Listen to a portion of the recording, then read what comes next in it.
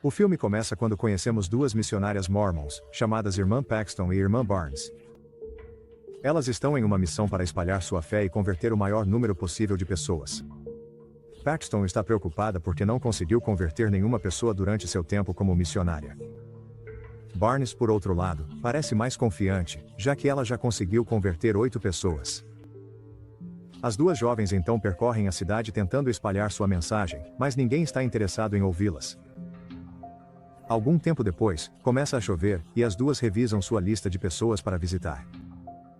Logo elas chegam à casa de um homem que havia demonstrado interesse prévio na religião mormon. Elas trancam suas bicicletas do lado de fora e batem na porta, que é atendida por um senhor idoso chamado Sr. Reed.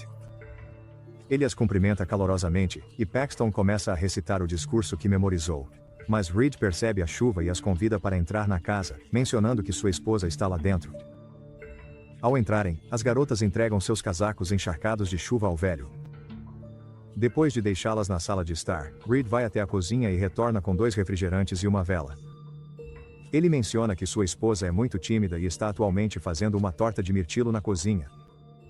As garotas, que conseguem sentir o cheiro da torta, dizem que ela também deveria estar na sala, então Reed garante que ela chegará em breve.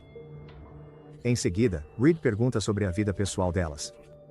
Elas respondem de forma muito animada, e Paxton até revela que gostaria de reencarnar como uma borboleta só para poder seguir as pessoas que ama. Mas então, o velho faz de repente uma pergunta desconfortável sobre o que elas pensam da poligamia. As garotas demonstram claramente ser contra, então Reed afirma que Joseph Smith, o fundador do mormonismo, iniciou relações sexuais com várias mulheres, o que resultou na prática da poligamia. Ele afirma que Smith também incentivou outros homens mormons a terem várias esposas. Portanto, Reed acredita que toda a base dessa religião está repleta de lavagem cerebral. No meio dessa conversa, Barnes pergunta sobre a esposa dele, então Reed diz que vai procurá-la. Depois que ele sai da sala, Barnes examina a vela acesa e fica chocada ao descobrir que o aroma de torta de mirtilo vem dela, e não da cozinha. Mas antes que ela possa contar à amiga, o velho retorna e pede que elas o sigam para dentro, onde sua esposa as espera. Mas antes de entrarem, Barnes finge receber uma ligação de seu superior, então Reed lhes dá um tempo. Barnes então diz ansiosamente a Paxton que elas devem ir embora, pois sentiu algo estranho no homem. As duas seguem em direção à porta da frente, mas logo se lembram de que a chave das bicicletas está no casaco de Barnes. Mesmo assim, elas tentam abrir a porta da frente, mas ela também está trancada e não conseguem abri-la por mais que tentem. As garotas também tentam ligar para alguém da igreja, mas o diretor decide não incluir sinal nesta situação. Nesse momento, as luzes se apagam de repente e, sem escolha, as garotas decidem procurar Reed e pedir sua ajuda. Elas caminham por um corredor escuro e logo chegam a uma sala de estudos com 2 portas adicionais, onde encontram o velho. As garotas explicam que sua superior ligou e pediu que elas voltassem para a igreja. Ao ouvir isso, Reed concorda alegremente em deixá-las ir, e devolve seus casacos. No entanto, as garotas ficam chocadas ao descobrir que a chave da bicicleta não está no bolso de Barnes, mas sim no de Paxton. Mesmo assim, elas decidem ir embora e pedem ao velho que abra a porta da frente. Mas ele revela, para surpresa delas, que isso não é possível, porque as fechaduras estão programadas por um temporizador e só destravam na manhã seguinte. A única saída é por uma porta dos fundos. Claro, as garotas agora estão tomadas pelo horror e não sabem o que fazer. Para piorar, Reed de repente diz para elas não mentirem, pois sabe que ninguém realmente ligou para elas.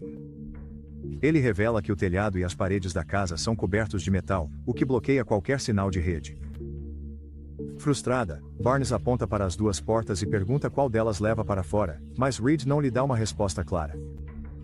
Paxton então pede para ele trazer sua esposa, para que ela possa acompanhá-las na saída. Em resposta, Reed diz que elas já notaram a vela perfumada, e a ausência de um forno com uma torta, mas ainda assim acham que sua esposa existe, assim como continuam acreditando em Deus, apenas porque isso foi incutido nelas desde a infância. Ao ouvir isso, as 2 garotas ficam profundamente assustadas, e Barnes abre as 2 portas na sala de estudos. Mas, para sua decepção, ambas levam a um porão escuro e não para fora. Em outro lugar, na igreja Mormon, um ministro chamado Kennedy está prestes a encerrar o dia, mas ao revisar o registro diário e perceber que Barnes e Paxton ainda não voltaram, ele fica realmente preocupado. De volta à casa, o homem assustador começa a falar sobre suas opiniões a respeito das religiões do mundo. Ele explica que, de acordo com os fatos, as principais religiões monoteístas, judaísmo, cristianismo, islamismo e mormonismo, todas derivam do mesmo material de origem, em várias formas. Reed então afirma que o judaísmo deve ser considerado o original, pois é a raiz de todas essas religiões. Mas apenas 0,2% da população mundial atualmente pratica o judaísmo, enquanto suas religiões derivadas têm enormes quantidades de seguidores. Ele revela que isso acontece porque o judaísmo não faz propaganda de seu Deus e não possui estratégias de divulgação, ao contrário de outros grupos religiosos. Reed também afirma que essas garotas não passam de vendedoras tentando comercializar um produto.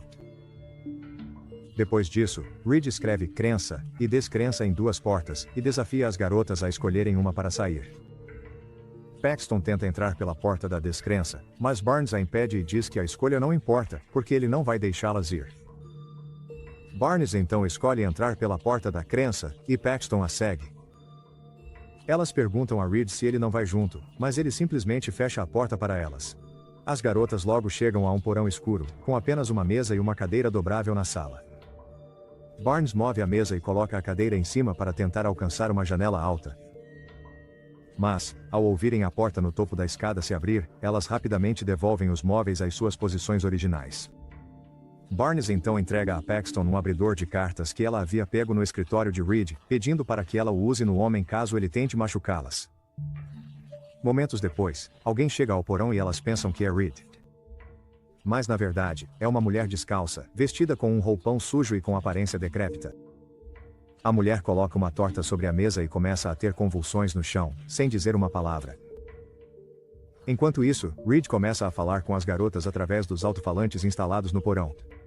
Ele explica que essa mulher é uma profetisa de Deus, e que hoje elas vão testemunhar um milagre. Logo, a mulher começa a comer a torta, e Reed revela que ela está envenenada, e que ela morrerá em breve. As garotas ficam chocadas, mas Reed afirma que a mulher logo será ressuscitada pelo poder de Deus. Barnes e Paxton então assistem horrorizadas enquanto a mulher desaba no chão e falece. Em seguida, Reed ordena que elas examinem a condição dela. As garotas nervosas verificam o pulso e a respiração dela, e acabam determinando que ela morreu. No entanto, Reed está muito confiante de que ela retornará em breve e contará a elas o que viu no além. Nesse momento, a campainha toca de repente e Reed vai atender a porta. Depois que o homem vai embora, as garotas começam a gritar o mais alto que podem, mas seus gritos não chegam até a porta da frente. Enquanto isso, do lado de fora da casa, vemos que é Kennedy quem está parado na tempestade de neve.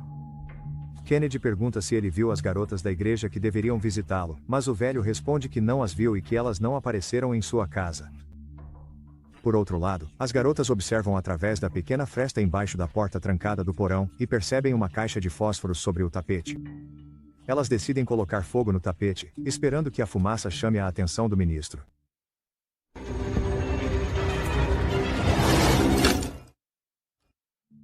Do lado de fora, o Sr. Kennedy pede desculpas por incomodar Reed e decide ir embora enquanto Reed o observa. De volta ao porão, as garotas conseguem alcançar a caixa de fósforos. Mas quando as garotas descem as escadas, Paxton percebe que o corpo da mulher se moveu levemente de sua posição original, mas Barnes a ignora e se concentra em tentar acender os fósforos. Infelizmente, Barnes tem dificuldade para acender os fósforos, e então isso acontece. A mulher morta aparece de repente e começa a vomitar. De repente, a mulher explica o que viu do outro lado e termina com a frase: "Não é real". Nesse momento, Reed também chega ao porão e a afasta das garotas. Ele diz a elas que as palavras que acabaram de ouvir são sagradas, e serão escritas em livros sagrados. Em seguida, Reed incentiva as garotas dizendo que elas também podem morrer e experimentar o que existe além da vida. Ele afirma que isso lhes dará respostas definitivas de que a vida após a morte não existe. No entanto, Barnes argumenta que o que a mulher viu foi apenas uma alucinação provocada por uma experiência de quase morte. Ela explica que, quando era criança, ficou doente após uma intoxicação alimentar e foi declarada clinicamente morta. Naquela época, ela também viu todas as coisas que a mulher descreveu antes de finalmente voltar à vida. Depois de dizer isso, ela faz um sinal para Paxton começar o ataque. Mas antes que Paxton possa agir, Reed de repente corta a garganta de Barnes com uma faca. A cena apavora Paxton, que começa a bater freneticamente na porta enquanto grita por socorro. No entanto, o velho observa calmamente e diz para ela não ter medo. Ele afirma que Barnes vai voltar à vida a qualquer momento, assim como a mulher anterior. Logo, alguns minutos se passam, mas a garota ainda não revive, então Reed corta o braço direito dela e retira um objeto de metal de dentro. Em seguida, ele mostra o objeto para Paxton e afirma que é um microchip, dizendo que Barnes não é uma pessoa real, mas um programa de computador inserido na simulação. Reed explica que é por isso que Barnes não pode ser ressuscitada. Ele continua dizendo que este mundo é uma simulação, e que a única maneira de chegar ao mundo real é através da morte, encorajando Paxton a tirar a própria vida. No entanto, Paxton acha que o objeto de metal é, na verdade, um implante anticoncepcional. Ela então começa a explicar que toda essa história de ressurreição era apenas uma farsa criada por Reed. Sendo uma observadora atenta, Paxton aponta que, enquanto estavam distraídos com a chegada do ministro, uma segunda mulher vestida de forma idêntica à mulher falecida surgiu de uma porta secreta. Essa mulher tomou o lugar da morta e recitou um roteiro escrito por Reed. No entanto, a mulher improvisou uma frase que não estava planejada e disse: "Não é real". Assim, o assassinato de Barnes por Reed, bem como sua tentativa de convencer Paxton de uma realidade simulada, são todas improvisações para encobrir seu plano fracassado. Depois de dizer isso, Paxton começa a procurar portas escondidas por todo o porão e, eventualmente, encontra uma que leva a outra adega. Reed a alerta para não entrar lá, a menos que esteja preparada para encontrar a única religião verdadeira. Apesar de tudo o que aconteceu, a garota decide seguir em frente, pois quer descobrir a verdade. Ela então desce por um poço até o fundo, onde descobre o cadáver de uma mulher, provando que sua teoria estava correta. Durante isso, Reed fecha a porta e Paxton usa a luz do celular para continuar caminhando mais fundo. Ela começa a explorar os túneis e encontra muitas portas e salas repletas de símbolos ocultistas e sinais de práticas satânicas. Logo, ela encontra uma porta trancada com o cadeado de bicicleta deles e acha a chave para ela dentro do próprio bolso. Após destrancar a porta, ela fica horrorizada ao descobrir isso.